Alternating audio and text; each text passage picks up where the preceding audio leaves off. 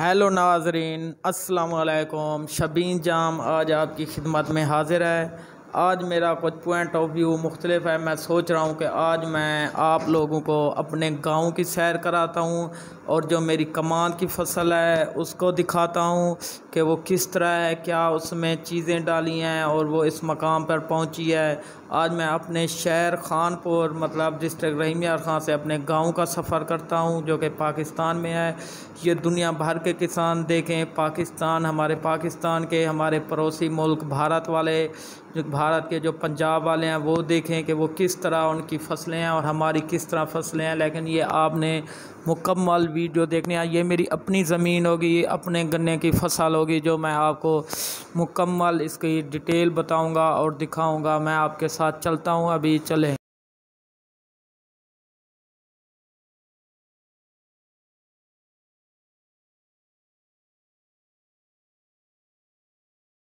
ये मेरा मकान है, आप देखें, और मैं यहाँ से रवाना हो रहा हूँ अपनी गांव की जानिब। ये गली है हमारी, जो कि सिटी की गली है, और इसके आगे एक बड़ी रोड आएगी जो कि रास्ता हमारे गांव की तरफ निकल पड़ेगी। ये देखें, ये गोलाई आ गई है और हम बहुत जल्द तकरीबन 2-3 मिनट का हमारा 2-3 मिनट में हम गांव की तरफ पहुंच जाएंगे।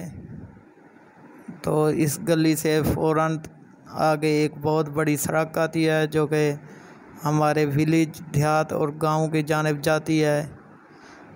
ये देखें दोस्तों, आज मैं आपको अपने खेत दिखाऊंगा, अपने जो फसल है गन्ने की फसल वो दिखाऊंगा।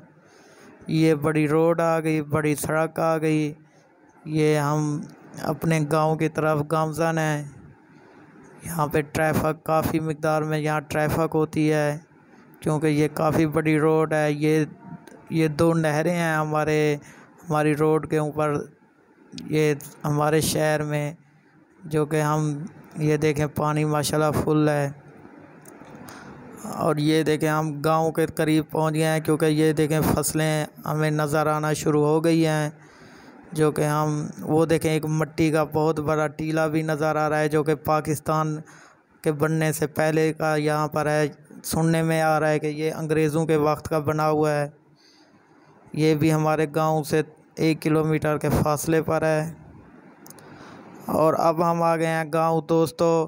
ये हमारी गन्ने की फसल है जो कि आप पीछे देख रहे हैं, और इधर साइड पे भी, इधर तकरीबन जितना ज़मीन है वहाँ गन्ना लोग काश्त करते हैं। हमारे इलाके में ज़्यादातर गन्ना होता है, जो कि यहाँ पे 5-6 शुगर मिलें भी हैं हमारे शहरी हदूद, और तकरीबन 50-60 या 100 किलोमीटर के अंदर। ये देखें, ये मैंने अपने खेत के पहले इधर गन्ना था, एक दूसरे के ऊपर आए हुए थे, तो ये रास्ता बनवाया है मतलब एक बंदे को काम पे लगवा के, क्योंकि ये रास्ता बनाए ताकि हम इधर से आ जा सकें और पानी अपना चेकअप करें कि ये दूसरे खेत में तो किसी और के खेत में तो नहीं जा रहा। देख सकेंगे ये मेरी गन्ने की 5 एकड़ के नहीं है रकबा है मेरा। इस तरह हमने इसको ना एक ज़बान में इसको जो कि बनना काश्त किया। ये देखें, ये गन्ना आपको नज़र आएगा, जो राइट साइड पे है वो मेरा गन्ना है, लेफ़्ट साइड पे मेरे एक रिश्तेदार अजीज़ हैं उनका है।